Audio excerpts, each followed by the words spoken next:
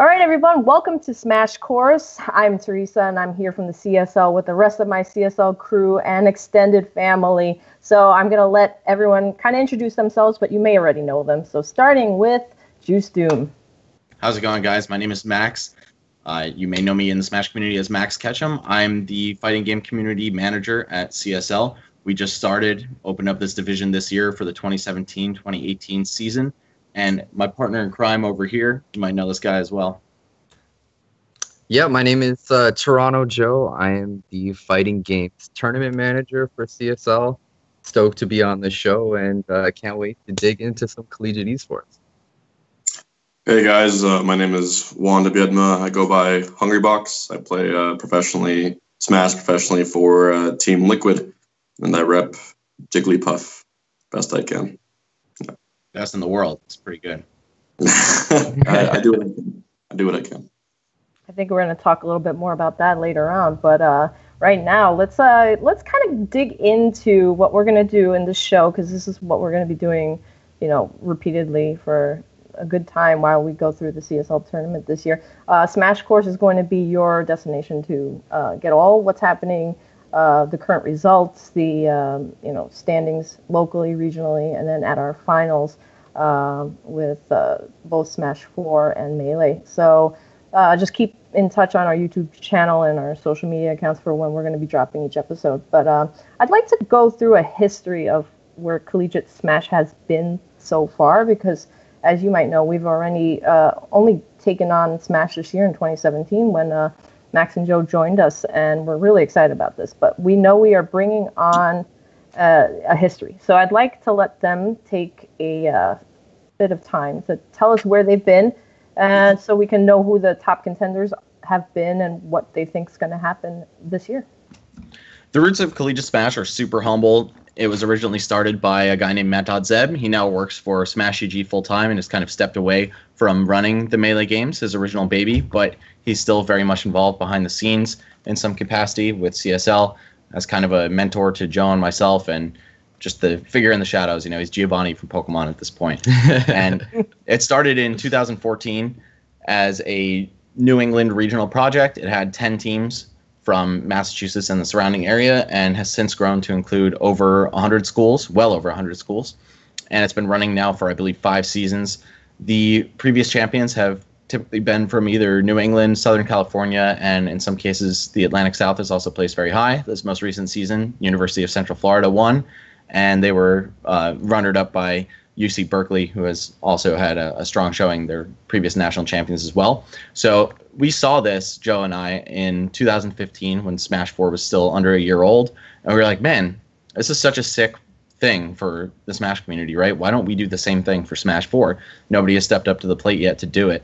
So we decided to launch the Smash 4 Collegiate in August 2015. And we had, a pretty successful run so far, but there were definitely challenges along the way, namely due to lack of funding. TMG also was run completely with the team's entry money, and it faced its own challenges. So here we are, all these years later, under the CSL umbrella. We're stoked to have a real budget to work with and add some serious dignity to the prospect of collegiate Smash, and we're really hoping to knock this season out of the park for you guys. We're super excited to have you, and I think the future is bright. But I'm also wanting to let this go over to Hungrybox, because we met earlier this year at PAX East, and your involvement in collegiate Smash didn't just kind of start then. So do you want to tell us a little bit about where you've been in this scene and your interest in it? Yeah, well, I guess one of the reasons I'm so tied to it, I competed in the Melee games a couple years back. I actually threw it for my team pretty hard, but that doesn't mean that I still didn't love the concept of it.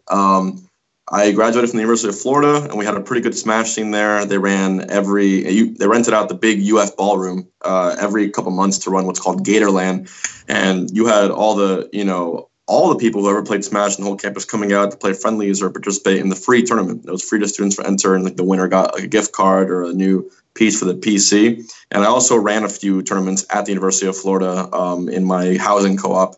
A lot of the frat guys came out to play Smash 64, which I thought was pretty funny. But, it's just really interesting how deeply rooted Smash is, regardless of the version, in most angles of a collegiate campus. It's just, you have a lot of kids who are born in the 90s, attending college right now. And due to that fact, you're going to have a lot of nostalgia. You're going to have a lot of people who in their prime are not only studying for a degree, but also either playing casually, like was the case when I was there. A lot of PM players are playing casually in the dorm rooms, or playing just for fun at parties, or playing actually competitively. And most of you know, we played Melee competitively since I was in pretty much early high school, even middle school, technically, all the way until present day. And I did chemical engineering in college, and was able to manage, I guess, balancing it too, in terms of getting the degree, getting a job, and still, staying as a top 5 player or top 3 player worldwide. So my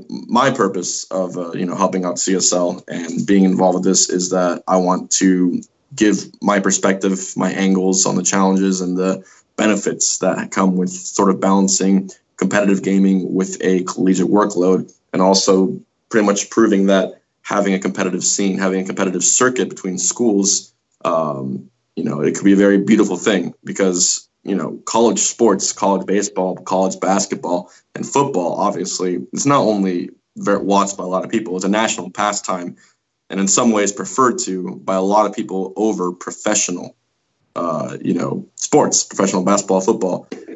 That's a really cool thing, a really cool concept, and you can only find that feel in collegiate environments. So esports, I think, are the next natural step forward. And, only sparsely have you seen colleges, I think St. Clair was one, colleges offer scholarships for esports, but Smash is already so niche, and I think Smash can sort of be one of the first baby steps forward to having that, having a full, extracurricular or even a class, a part of the school involved in esports, specifically Smash. So I'm looking forward to see how it goes. Yeah, so are we here at CSL, because, we've been doing this for years, but there's something to be said about bringing on Smash, which is very, physical and present.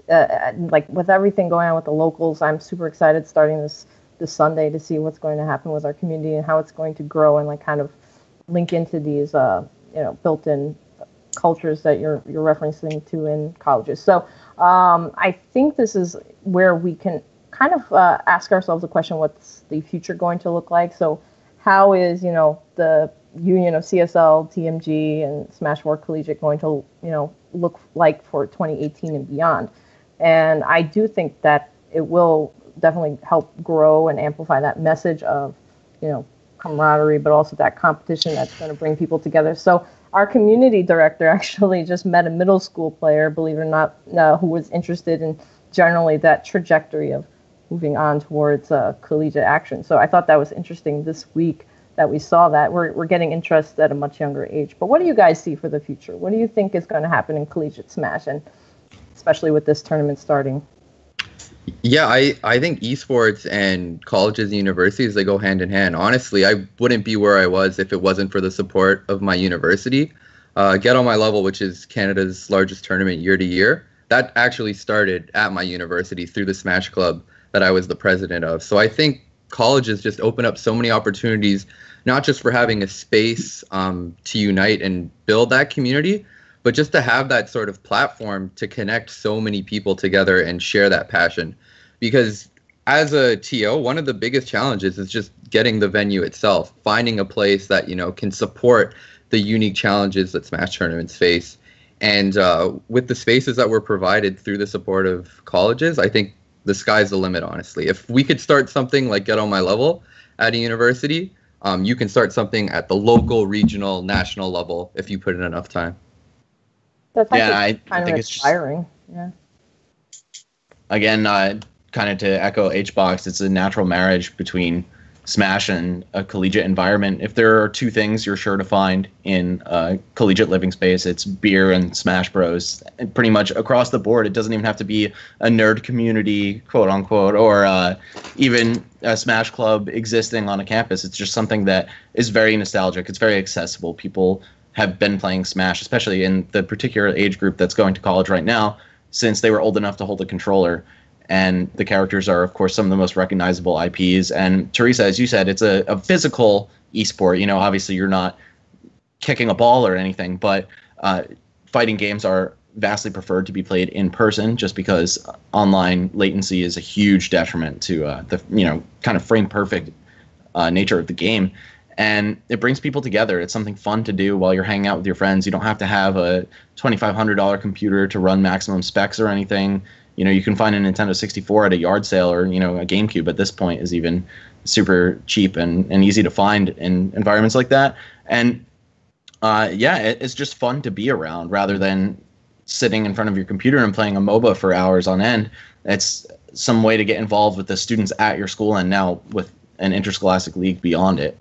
Yeah, I think another important thing to note is college students are the next generation of professional smashers. They're the next generation of TOs, players, commentators. So having that platform for them to get involved in the community is so essential for not only keeping the growth of Smash going, but just getting new people involved into the scene. Because like Max said, there's so many people playing Smash on campuses, but how many of them know that tournaments are taking place? And by having more collegiate focused programs, I really think it opens up the door to get those people involved in the scene and find out what it's about.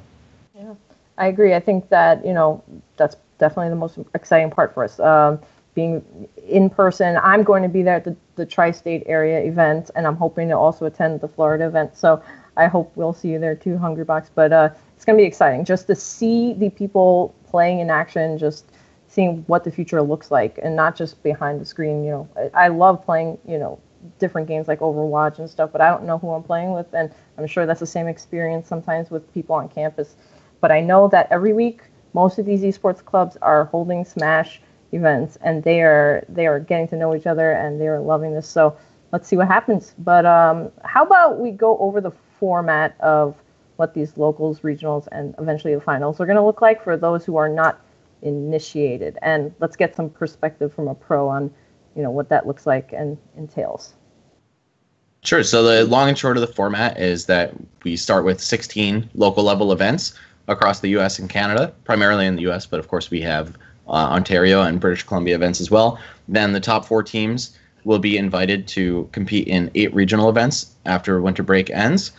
And then the top 2 from those events will move on to 4 divisional events, and the winners of divisionals go to nationals. So there are travel stipends along the way if you're top 2 at regionals, or the winning team from divisionals who make some cash to help you make it to the next round. And then, of course, at nationals, there's quite a juicy prize pool. It's a total of $15,000 per game. So CSL is putting up $30K to award the winning teams. And yeah, basically it's kind of like an NCAA bracket in a way, in which you're just thinning out the regions progressively throughout the course of the school year, and then it all culminates at Shine 2018 next August. That's pretty sick. I think, Shine this year was great, but next year is going to be even better. But what do you think about this Hungrybox? How do you think the format looks from your perspective? And to correct me if I'm wrong, but we are attempting to do this as a singles bracket rather than a crew battle bracket, right? It's both. We're offering, the main season is 5v5, but there's also just a side event for singles, so players can make some cash on the spot, and also just involve people who have schools that don't have a large enough Smash scene to offer a whole team. Yeah, and an important thing to note as well, that the change for this season is that all brackets are double elimination. So even if you lose your first crew battle, you're not eliminated from the season. You have a chance to climb through the losers bracket as well. Yeah, I think it has some pretty heavy potential. I think that if each school, especially for the singles portion, if each school runs a similar open event for students, right? The only requirement is that you are a student of said campus, and it's free to enter. You're going to pull a bunch of people you have no idea would ever compete in a Smash game, because it's a cool thing to do on campus. And then B, you're going to draw all the actual talent on the campus. You're going to see and kind of filter out the people who get to represent their school and go on further into a further event. I really always enjoyed watching the Melee games and the collegiate crew battles, because there is that sort of idea that you're holding a school's title on your back. When it comes down to a singles bracket, and instead of a sponsor, you have, UC Irvine, this guy, that's your sponsor right there. And you get to wear your school's shirt and your school rep. Like, you win that national tournament, you become a hero at your school, you become an emblem. And if something as big as Shine, if you have it maybe on day 3 in the morning, when everyone's expects to watch, as sort of the pre-show to the main event, you got 20, 30K people watching right there. You're watching a new collegiate champion of a game. You know what I mean? Of course, it's going to draw up some questions as to who is and isn't eligible to compete, because I could have entered this thing when I was in 2015 at UF, ranked 2 in the world, and I don't know if that would have been.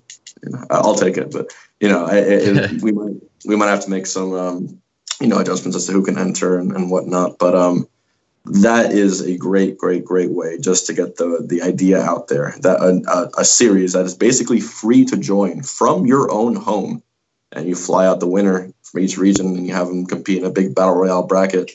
I mean, it's as good as entertainment as any. It's hype. It creates follow-up. The circuit too, and all it doesn't even require much corporate involvement. It's just the schools themselves, the Smash clubs at each school who already have TOs present, and they already know the links, they already know the hookups, they already know all the people and all the facilities necessary to run these events. It could pretty much foster itself. I'm surprised it hasn't been done yet, to be honest. Yeah, that's definitely something we're going to be doing going forward, is activating individual campuses to run their own tournaments. I mean, of course, for now, all the students in a particular region or locality will be heading out to our 16 and then 8 and 4 qualifiers to follow, and we're definitely looking at the prospect of a collegiate singles bracket at Shine. I'm pretty sure that would be a huge takeoff. So yeah, guys, if you're watching this is stuff to look forward to in the future. We're not just going to stop at the seasonal structure. We want to bring the local scene into it as well. Yeah, like with crew battles, the hype is just so amplified. It could be 2 low-level people that are just like the most spaghetti, have like no L cancels, nothing. But like stock for stock, it just means so much because of the crew battle format.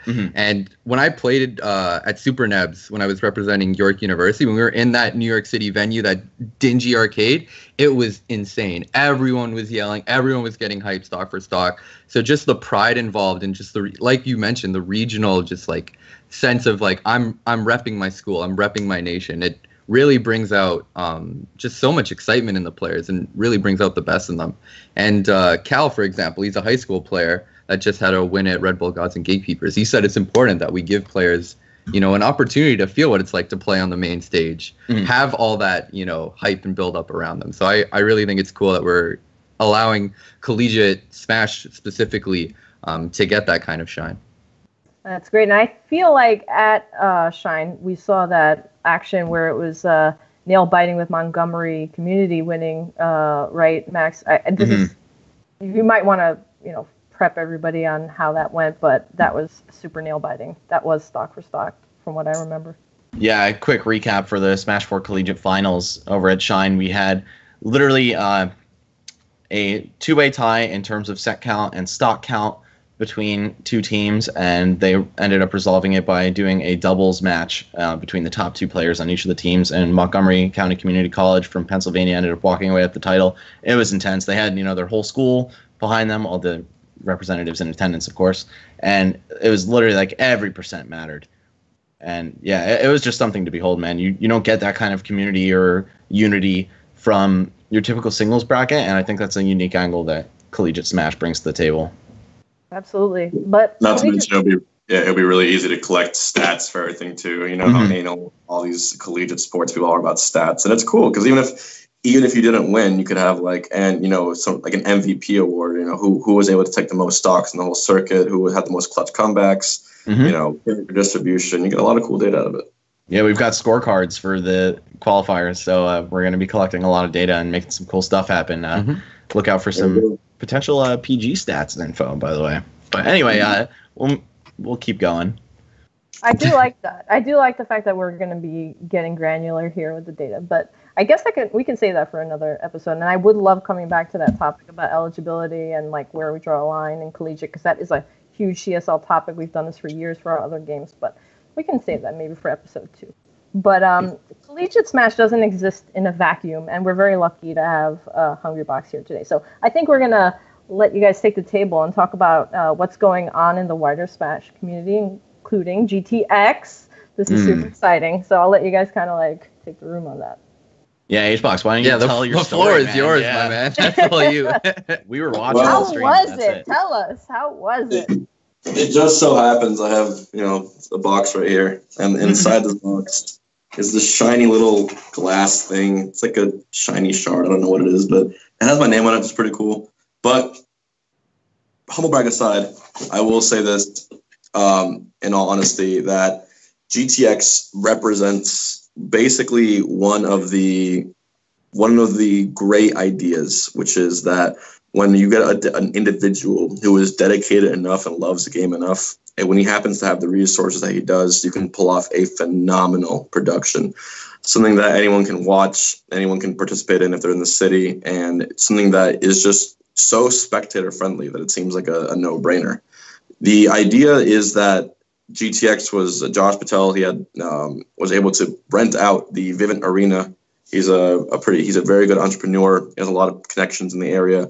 And for 3 days, we had basically the dream tournament. It was more than enough setups for both Melee and Smash 4 and other fighting games in an arena full of amenities with more seating for crowds than you could have ever expected, with gigantic, larger-than-life, biggest projector screens I've ever seen Smash be played on, with the best TOs and production team we could ask for. And I really do feel like if it was ran again, and if it had maybe even a different location, or different people ran it, or different company ran up a different city with the same concept, the same organization, it would be the new golden standard for how a tournament should be run. It was an amazing, amazing event, and I think the reason that the matches there were so good, the reason that the upsets were so real, is because I think everyone got really inspired being in there. The top players did, obviously, because they wanted to win the big prize, but even the mid-level players, which caused so many of the upsets you saw in Smash 4, and even Melee some upsets, I think just being on that stage, being in that spot, and having that kind of spotlight on you, I think it really inspired them to be pushed to the next level. That's the dream for Smash. You don't get much bigger than arenas, and we got to taste honey a little bit, and I'll tell you, it tasted damn good. Even when I was on that grand final stage, I was prepared to lose. I was prepared to get second place and still smile, because I'm just like, we get second, A, it's still, a good payday, but B, it's like, what an experience, what a run to have something like this, and to be on this stage, with whoever decides to watch. So I was having a lot of fun, having a big blast, and I think a lot of other people did as well. So if it happens again next year, or if anyone else, any other investor decides that he wants to pull off the same thing, just know that anytime someone does that, I'm going to be backing it with my full support, and I'm going to be encouraging all of my colleagues and all the other top players to do the same, because these are opportunities you just can't miss out on. Yeah, and I mean, just to take a quick 5 seconds back to the collegiate angle, I feel like being in the same arena as some of the all-time greats of athletics must have been crazy, right? I mean, a big part of how this is big for Smash, having a collegiate program, is because it adds that air of legitimacy to gaming as an extracurricular or recreational activity. A lot of people would take for granted that sports are something you want your kids to do alongside academics, but they don't necessarily associate gaming with that. And now, you have a tournament where the Utah Jazz play, and now you have a collegiate league where, effectively the NCAA of Smash at this point. Nobody else is really making big strides in this field or anything. So now, Mom, I want to go to college to play Smash doesn't sound too crazy. It's actually something that you could do. So I feel like, esports and traditional athletics are merging and converging much more rapidly than they were 5 years ago even. I mean, I'm sure we're all old school here. We know what it was like playing out of basements and GameStops and Nationals were in a Toy Wiz a couple years ago. So, yeah, I mean, that's what it used to be. And I guess looking forward in terms of the greater Smash scene, I mean, we have the Big House coming up this weekend. So it's back-to-back huge events, GTX, Big House, and then, it just keeps going. It doesn't stop. So DreamHack Summit, Super Fun. Yeah, it never ends, which is a wonderful thing. But yeah, legit, in the Utah, we were literally playing PM in the Utah Jazz locker rooms. It was Awesome. such a mind-blowing experience. How did you even anyways, it was really cool. But yeah, you have a good point. The fact that esports teams, right, large, not just small mom and pop esports teams, but literally Team Liquid, Cloud9, TSM, they picked up multiple Smash players because they saw the pull that they had. They saw the outreach, especially on social media. Tell me why it is that Smash players have just the most insane and diverse personalities you've ever seen in any scene. I have never seen any other esport have, maybe Street Fighter, but any other esport have the same kind of just narratives and following. It's so cool to follow and listen and watch. And who's to say roasted by the dictionary, man? Merriam-Webster roasted the guy. and who's to say that the next star, the next sort of e-Smash celebrity isn't in college right now. Some kid who doesn't know it's him. Some kid who just bodies his friends day after day and just be like, yeah, I'm pretty good, but I don't think I can compete at top level. You never really know. And I'm hoping we find that kid. Yeah. So you never know. He might be in NorCal this Sunday, and might be then with the GTX event 5 years from now. Let's see what happens. But I'm super excited, and this is a great opportunity for everybody to see that we are at the event horizon for everything kind of coming together. The growth in collegiate Smash, the growth in professional Smash. So I don't know. I can't wait for 2018.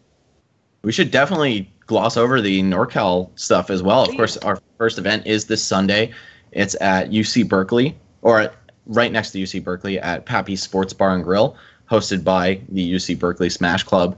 And let me just tell you, man, UC Berkeley has a really strong history in TMG. Yep. They were former national champions and the 2017 runner-ups for nationals. And also, NorCal is home to the second placing team for Smash 4 Collegiate in 2017, which is UC Davis. And I believe they'll be sending a team there as well for Smash 4. So, I mean, there's already a lot of big names popping up. We've got team registration going on right now. I mean, we have the list right here. We've got for Melee, Santa Cruz, San Francisco State, UC Berkeley, of course, Stanford, and then on the Smash 4 side, Academy of Art University and UC Berkeley. And plus, that's just the pre-registered teams as of Wednesday. We all know how Smash players are when it comes to pre-registering for stuff. So we're expecting a pretty solid turnout for this, especially for singles, because, you know, there are a lot of lone wolves out there who don't necessarily belong to a team, but they want a chance at fighting other collegiate students for a cash prize. So again, guys, when this airs, please, if you're from NorCal, check out cstarleague.com/smash. Register for this event. It's going to be sick. You're going to get to meet some of the best players. And also, we've got an Hbox jersey going up for raffle out there. So in case you want some memorabilia, make sure to buy a meal at Pappy's, and that's how you enter the raffle. There you go. Easy peasy. I mean, Berkeley, of course, has a solid esports history in general. At CSL, I think they hold the most medals of any school. So let's see if they can bring it further in Smash. But anything else you guys want to, end this first episode on? I think it's pretty solid, and I want to be back next week. But yeah, let's all get a little closing bit. All right. So, I mean, first of all, thanks for joining us, Max and Joe, and bringing this amazing community to us here at CSL and Hungrybox. Thank you for your perspective. It's really valuable for us here. And, at this point, I'm going to let you guys close out and put any, social media, general shout outs you want to put out there. All right, Hbox, you're the man of the hour. Close it out. Well, I just think that having this kind of talks, these kind of shows, and this discussion is really what's going to merit a really blossoming future for competitive scenes, for competitive Smash in colleges. One of my larger, maybe down the line ambitions, maybe when I'm even retired and Smash 6 comes out or something like that, is I really do want to get involved in that full aspect of running not just tournaments in colleges, but really like the official league, the standard for competitive esports in colleges. It's experiences that Smash has given me, which make me realize how lucky I am to have ever even picked up a controller. And that was just sheer luck. I never meant to be a pro gamer. I never intended it for happen. I never thought I was going to make that my living. But as it would have it, just because I love doing something, it kind of made it so that it became something that I could really support myself with, and I still am to this day. And it's not just about competing. You become a brand. You become someone that people look up to. You can become someone that inspires other people, and maybe even you can find another role in esports in this crazy wide industry that's just been kind of burst open at the seams this year. College is the best place to start, and everyone who is even mildly like us has picked up a video game before. And really, that's the only thing you need to do is pick up the controller and press buttons and see what happens, because you never really know how far your actions will take you when it comes to that. So here's to the colleges who will participate with us, and here's to all the people who want to see their dreams as a gamer come true. And I look forward to making people's lives change, because Smash has changed my life for the better. You're here. Couldn't have said it better myself. And I think that, we're going to be here every week bringing you the best info we can on the scene as it develops. And you can kind of take the pulse here. Catch us on YouTube at Collegiate Star League and at Twitter C Star League, and obviously one more thing before I forget. Yeah. To sort of bolster this as well, I agree to do a this week on next Wednesday after Big House or Tuesday. I'm doing a lecture at Colgate University about this topic specifically, about balancing collegiate workload with gaming and professional gaming. And sort of, I tweeted a flyer out earlier. It's on my Twitter at LiquidHbox. All the information is there. I think it's free to watch for anyone who will be in Colgate University. So it'll be exciting, and I think it'll be a really good indicator, seeing what kind of people show up, seeing what kind of questions I get, and I'll sort of relay back to the team next week, and it'll also be recorded and streamed. So I'm sure we can watch it later, and I'll get some notes on it. So yeah, that's awesome. Maybe we can talk to you after it. That would be great, and we will share that information, and we'll get that out for you. Thank you so much for joining us this week, and we will be seeing you next week on Smash Course. Bye. Bye, everybody. Thanks for tuning in.